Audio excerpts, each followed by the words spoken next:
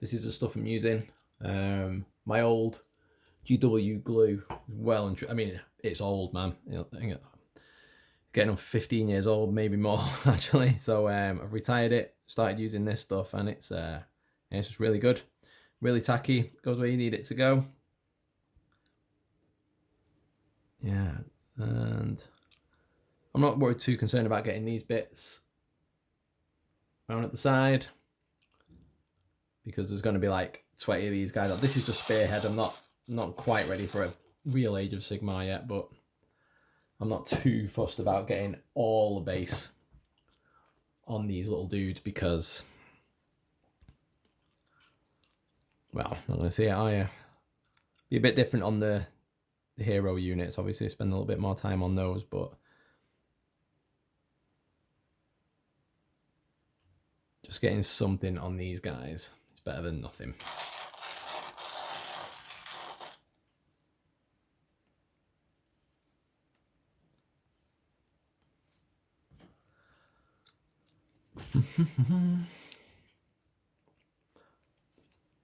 The glue's just on a pallet pad next to me.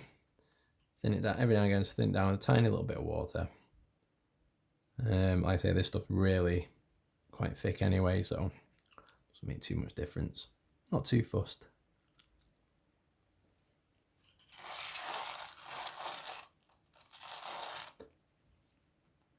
This sand's actually really old as well, and there's bits of other basing materials that I've had over the years in here, which is quite...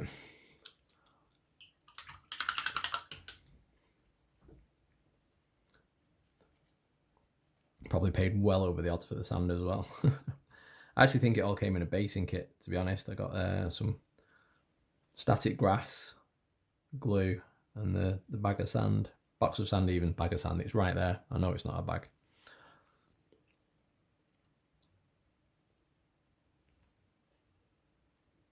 I've got some proper pre-made basing material from Geek Gaming Scenics that's absolutely brilliant, but I want these guys to look a bit more, well, a bit more like the paint, sort of just like dark and dingy sort of bases. The original plan was they're going to look like they'd come from, they're going to be charging all over Gairan, whatever it's called. So I was going to use like the nice wood, like grassland sort of basing that I've got, but then I was just like,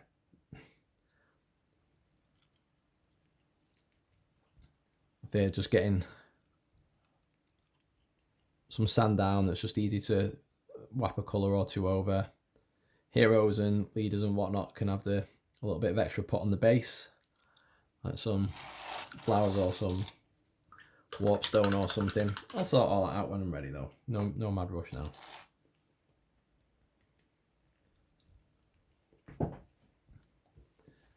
Little top up.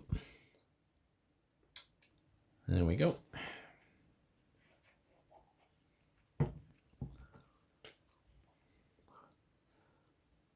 What I didn't realise when I started building these is that there are like loads of different unit champion options.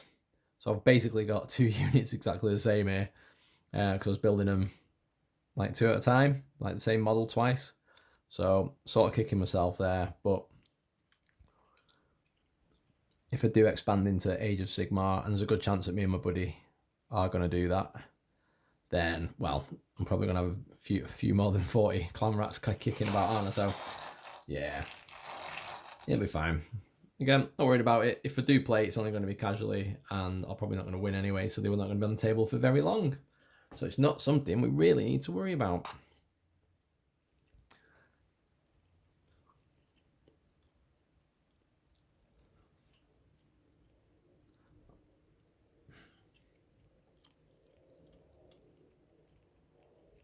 Oops.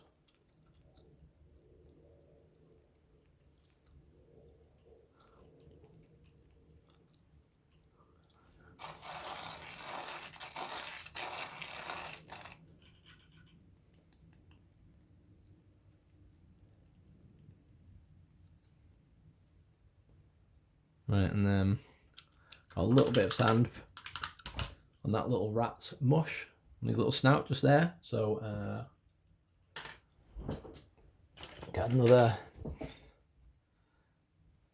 So little tip from me is these are really cheap synthetic brushes that I got off Amazon. I think I got like 10, 12 in a pack, all different sizes. They just got them originally to have a go at oil painting, but they're absolutely amazing for basing and stuff like that. So for getting glue on the base, painting your base in, all that stuff, they're just really, really good. They hold a lot of glue or paint or whatever. And I don't mind messing them up. Like, there's no way I'd be doing this with an Artis Opus or something. And you see it gets really flat. You can really spread it around. Yeah, absolutely no reason not to. A bit more glue. Absolutely romping through this stuff. Boop. There we go.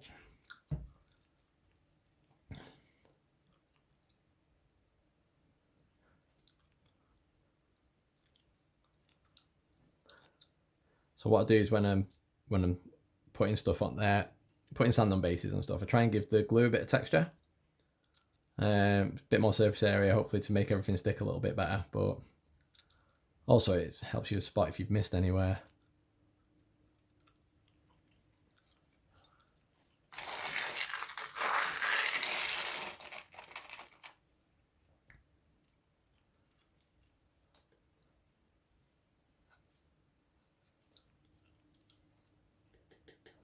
Oh.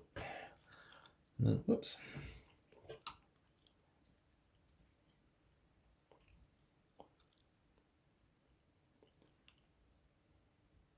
Surprisingly good fun to build this this little Skaven spearhead as well. Everything went together really, really well. Sprues are mostly laid out sensibly. Just a couple of outliers, really, but you know, like 22 was next to 23, 24 was next to 25, 26 was next to 27, things like that. The only thing that I don't seem to know is it'll say like in the instructions F8, F9, F10 or whatever, but the sprues don't seem to be numbered. Sorry, the sprues don't seem to have a lettered designation. So that just seems a bit odd, unless I'm missing it somewhere. Like, you know, been in this hobby for years and years and years and never really noticed it, but again, not anything to worry about, is it? Building our little dudes. Whoops. Building our little dudes. Taking a bit of time out for yourself, out your busy week, out your busy life, to build some evil plastic rat men. What more could you possibly want? Apart from more time to be building and painting your dudes. I'm playing, obviously, but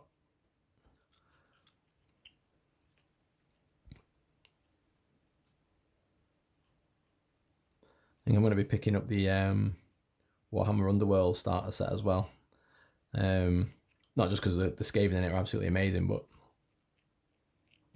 I had a game with my friend just before Christmas, and it was just really fun. Like, you guys, even though, you know, you weak guys, like, it just feels like everybody gets to do something for at least 1 turn or 2 turns, because like the amount of wounds that people have and damage is capped really sensibly. So that's definitely something to look at. If you've not considered it before, it's just yeah, it just seems really fun.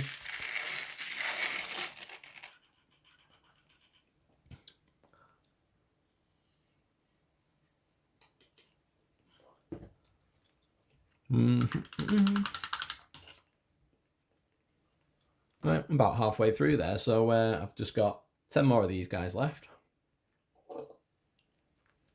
Warlock, Gracie. This guy's got. I think he's going to give me an absolute migraine when it comes trying to paint him. But my God, what a model! Absolutely just sensational. Love him. All that stuff. I think I'm gonna have to spend some time on this guy. And this, I've not glued the Claw Lord on yet.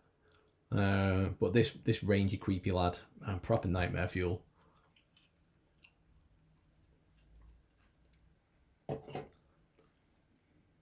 Cheers, folks. Take care.